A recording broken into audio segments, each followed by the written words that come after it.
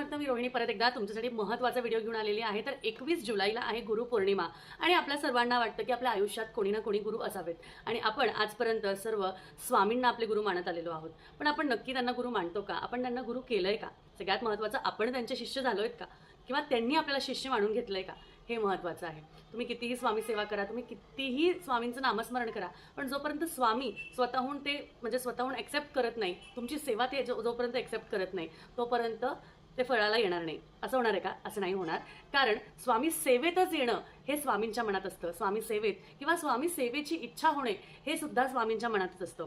त्यामुळे ज्या क्षणाला तुम्हाला असं वाटतं की नाही मला स्वामींच्या मठात जायचंय, नाही मला स्वामींना बघायचंय, नाही मला स्वामींची एक माळ करायची आहे, नाही मला स्वामींना मला बघून यायचंय, मला त्यांच्यासमोर बसून राहायचंय, मला त्यांना सगळं माझ्या मनातलं सांगायचंय, अशा वेळेस आपल्याला असं वाटायला लागतं की हो, आपल्या आयुष्यात कोणीतरी गुरु असावं आणि त्याचबरोबर त्या गुरूंचे मार्गदर्शनाखाली